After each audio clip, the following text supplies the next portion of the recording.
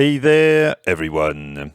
I hope you're all doing good. Today, we're going to talk mastering again. I did a recent video about the Elysia character that I use basically on every master I do. And I had some requests that people were interested in how I do mastering at my Electric Voyage studio. So here we go. I'll show you two things in this video, which is first, how I start a session. So let's do that right now. I'm in Reaper. That's the software that I use for both mixing and mastering. And I have my template, mastering session. I don't care. Whoop. So basically, it's a bunch of tracks with already inserted chain on it. For the purpose of this demonstration, I will load some tracks from my, like the mix down from my last EP, the Madness EP. The pressing is late, by the way, for everyone asking. It will take some time still, probably. I have the 3 tracks. So what I do, first thing, is to play them, of course. And even if it's music that I work on for clients, I will first listen to everything. As, of course, I know all of this, and you can listen to it on Bandcamp and get it for free, actually, if you want. We won't be listening to everything. But the first step, I do it in a computer. And on each tracks, I have this plugin that I like for 2 things. Gain.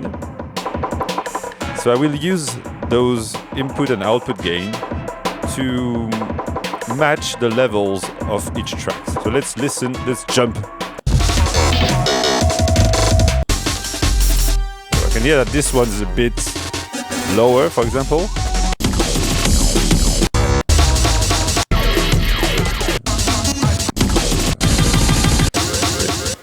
Those 2 are quite okay in volume. As something that I do most of the time is like, as this one is a bit less loud, instead of boosting this one, I will just give a little nudge to the 2 other ones.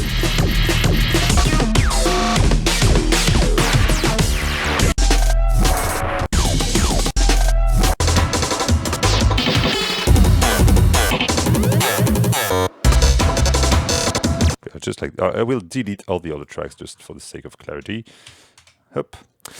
So one of the other things I have on this is the Elysia Music EQ that I use for more precise EQ. I also use a lot those filters like the high pass mostly and this nice boost filter. But what I wanted to show as well in this video is that I found a plugin that I might use to replace those 2, which is the Pulsar Massive. I'm still in the trial.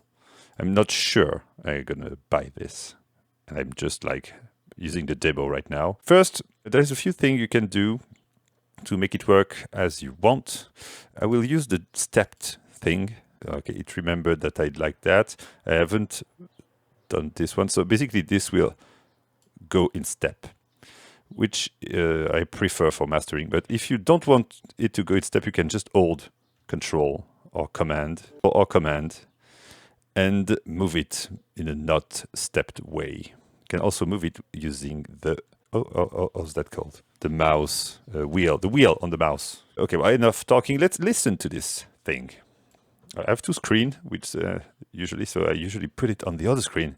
But as you can't see it, let's loop the first track. And we'll start just listening to what's happening. So you will notice that it has both a very old school classic guy, like the GUI. I don't know what it's called in English. I say guy, but it's probably wrong. So it has like the vintage looking thing, and a more modern display with frequency analysis, both fast and slow, which is quite useful sometimes. Okay, so let's use it as if it was the classic version. Let's listen first to the hairband.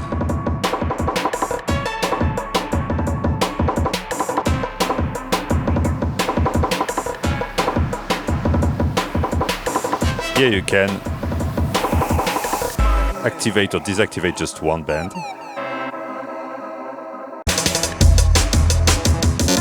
Okay, so as you can see, first thing that shocked me with it, not a very shock, because I used to use the passive EQ from Native Instruments back in the day.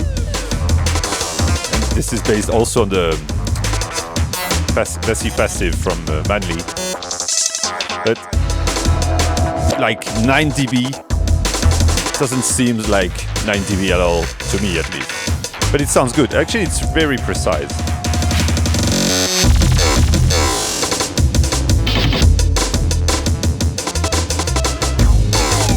This is just to make... Actually, I would more remove some of those in this track. There is some sort of sizzle that I don't like. But yeah, very, very gentle actually. Okay, let's see what we can boost with this now.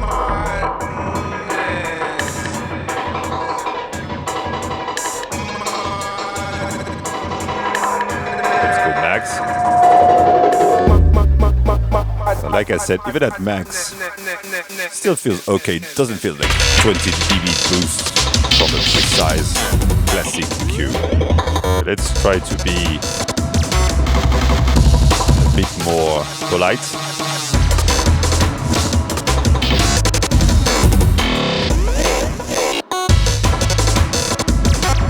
So those things are labeled low, warmth, presence and air, but you can actually change this if you want.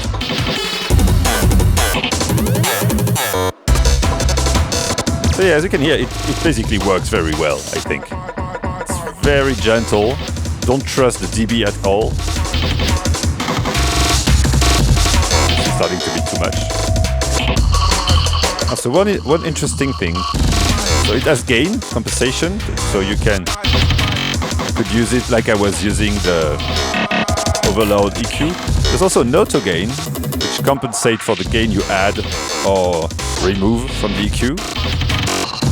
So you can more easily like bypass and listen to what you are actually doing, which is very good. There's also this dry function. Well, let's go back to the normal one. So basically, the less drive we use, the more the EQ have headroom to play with.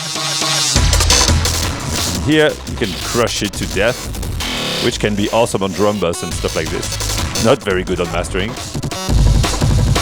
But you can be very precise with this.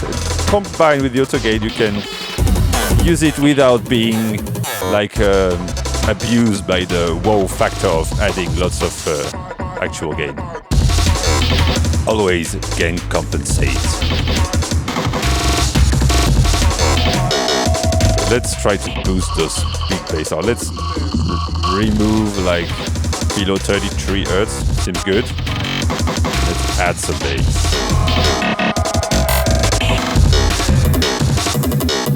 So we have the bandwidth here, which is actually quite difficult to hear, especially in the low part. So now let's go back to this. And as you can see, there's one thing I asked is that we can zoom in to a more precise, because that's basically the maximum. And, I mean, if you do some small boost and cuts, you can't really see what's happening. So they told me that they're working on it, which is cool. And also, good to know that we are linked, so whatever I do this side will also be copied on this side. You can actually do stuff like this, then unlink and change a bit here, then link again, which is always handy. You can also listen to only one of each side, I think. Anyway, and so that's where it gets weird. Is that when you look at what's happening,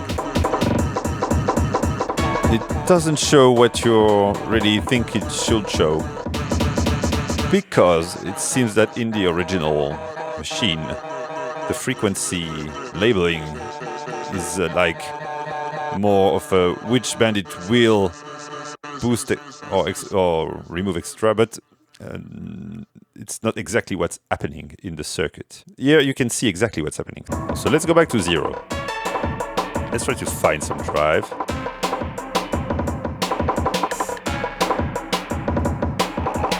There's a drive went out, that's cool.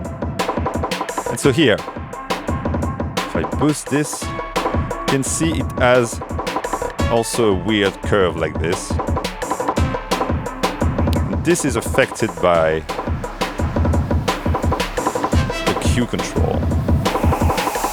And this is actually one of the non-linearities that you can find in the original hardware. It's the Pulsar trick, as they call it. Actually sounds very good. This is a bit muddy in the bass now, so let's cut it out. Also, it lets you really just like grab a part, and oh yeah, so you can adjust the Q with the mouse. And adjusting the Q will change the gain, as in the original hardware it seems. And yeah, I find myself applying way more attenuation or boost than with most other EQs with this one. But it's very precise, so that's not really a problem. Let's try to add some sizzle.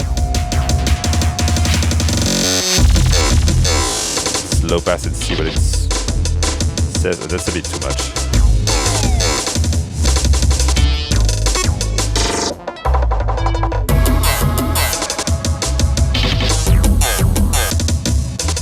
Let's auto gain. I haven't added that much, so. Ooh. Here you can hear the difference.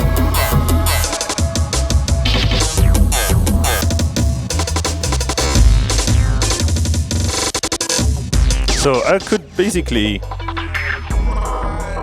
load that on all the bands, all the tracks, and then adjust first only a bit of drive and a bit of gain to make them all sounds at the same level, and then adjust each and everyone's frequency with this thing. So it doesn't get very precise at all in the bandwidth.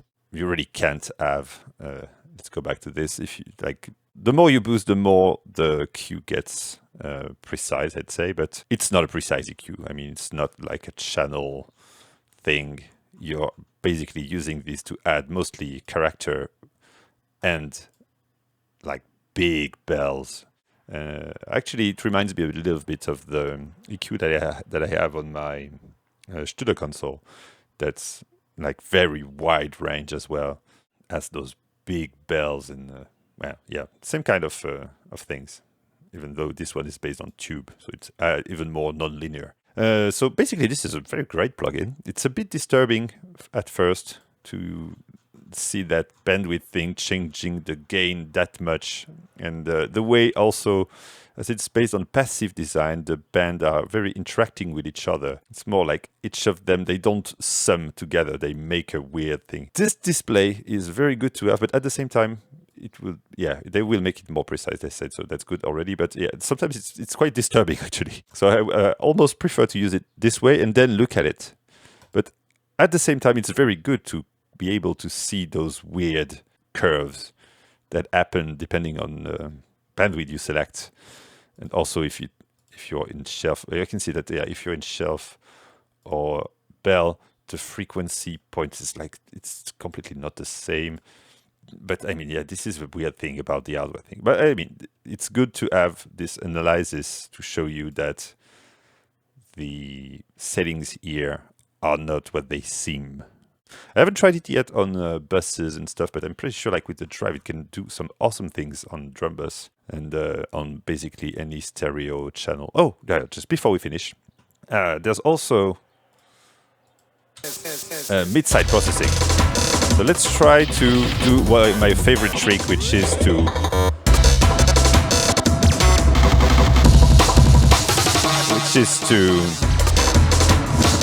add a bit of drive and some air only to the sides.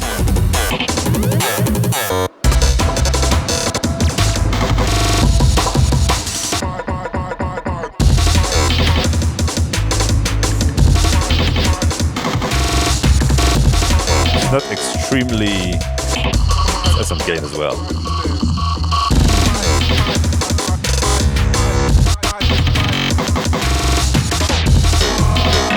Let's mono the bass.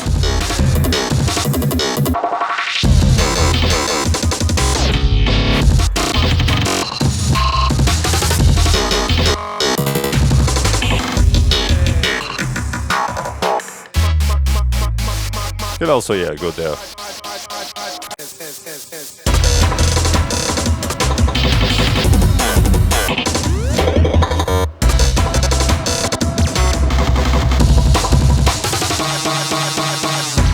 Also, like, you need to go hard on it.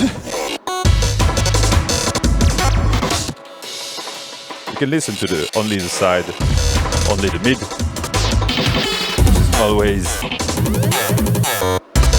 an interesting thing.